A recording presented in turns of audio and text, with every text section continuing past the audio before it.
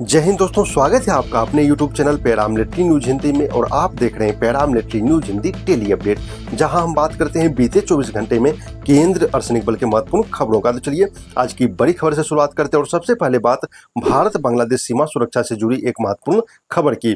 भारत की सीमा सुरक्षा बल यानी BSF और बांग्लादेश बॉर्डर गार्ड्स यानी कि BGB के बीच महानिदेशक स्तर की द्विवार्षिक बैठक 8 से 11 जून तक नई दिल्ली में आयोजित होने जा रही है।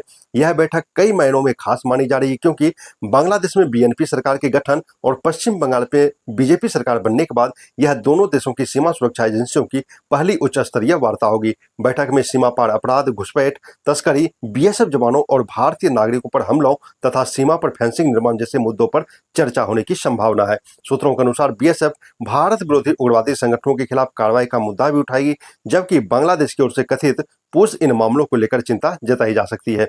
गृह मंत्रालय की नई नीति के तहत अवैध बांग्लादेशी और म्यांमार के घुसपैठियों की पहचान और निर्वासन अभियान भी इस बैठक का एक अहम विषय रहेगा। अब बात SSB परिवारों के लिए एक बड़ी खुशखबरी की।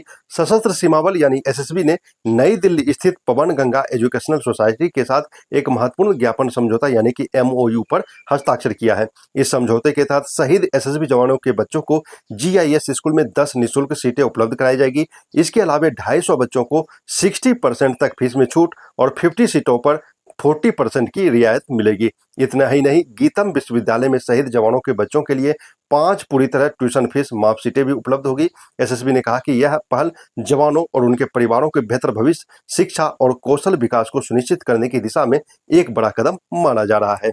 अब बात देश की हवाई सुरक्षा से जुड़ी एक अहम खबर की। सूरत अंतर्राष्ट्रीय हवाई अड्डे पर CISF के नेतृत्व में एक multi agency crisis management mock exercise आयोजित की गई।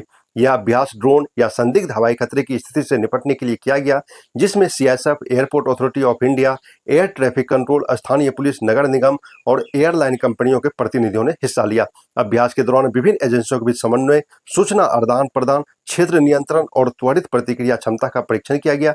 CISF अधिकारियों ने बताया कि आधुनिक सुरक्षा चुनौतियों को देखते हुए ऐसे अभ्यास भविष्य में भी जारी रहेंगे, ताकि किसी भी आपात स्थिति में प्रभावी और त्वरित कार्रवाई की जा सके।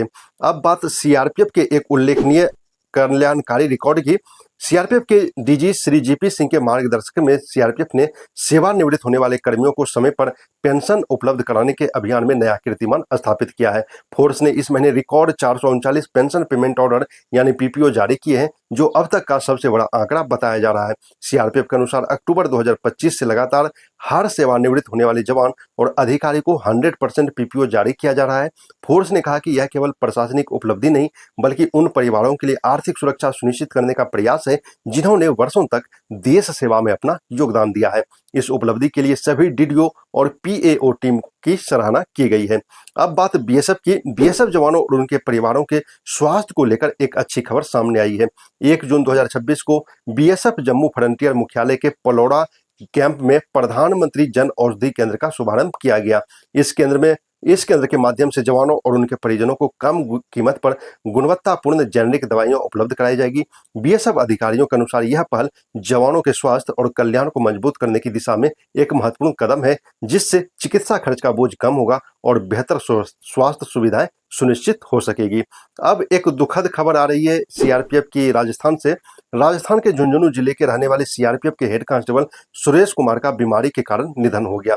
78वीं बटालियन में तैनात सुरेश कुमार 22 मई को छुट्टी पर अपने घर आए थे और सोमवार को वापस ड्यूटी ज्वाइन करने वाले थे, लेकिन अचानक तबीयत बिगड़ने के बाद उन्हें अस्पताल ले जाया गया। स्थिति गंभीर होने पर जयपुर रेफर किया गया, लेकिन रास्ते में ही उनका निधन हो गया। सुरेश कुमार वर्ष 1991 में CRPF में कांस्टेबल के रूप में भर्ती हुए थे और 35 वर्षों से अधिक समय तक देश की सेवा करते थे। उनके पैतृक गांव में पूरे सम्मान के साथ अंतिम संस्कार किया गया, जहां CRPF की टुकड़ी ने गार्ड ऑफ ऑनर देकर उन्हें अंतिम विदाई दी। पैरामिलिट्री न्यूज परिवार दिवंगत जवान को श्रद्धांजलि अर्पित करता है और शोक संतप्त परिवार के प्रति अपनी संवेदनाएं व्यक्त करता है। और अंत में एक गर्व की खबर SSB की तरफ से आ रही है। SSB की महिला कांस्टेबल खुशबू गुप्ता ने प्रयागराज में आयोजित 29वीं Uttar Pradesh state senior athletics championship में शानदार प्रदर्शन करते हुए स्वर्ण पदक अपने नाम किया है। खुशबू ने 3000 मीटर स्टीपल चेज स्पर्धा में 10 मिनट 35 सेकंड का शानदार समय निकालते हुए पहला स्थान हासिल किया है। इस उपलब्धि पर DG SSB सहित पूरी फोर्स ने उन्हें बधाई दी है। उनकी यह उपलब्धता न केवल एसएसबी बल्कि पूरे अर्धसैनिक बल के समुदाय के लिए गर्व का विषय है और युवा खिलाड़ियों के लिए प्रेरणा भी है। फिलहाल इस बुलेटिन में इतना ही। वीडियो पसंद आया है तो लाइक और शेयर करें और देश के अर्धसैनिक बलों से जुड़ी हुई हर बड़ी और विश्वसनीय खबर के लिए पैरामिलिट्री न्यूज को सब्सक्राइब करना ना भूलें। जय हिंद।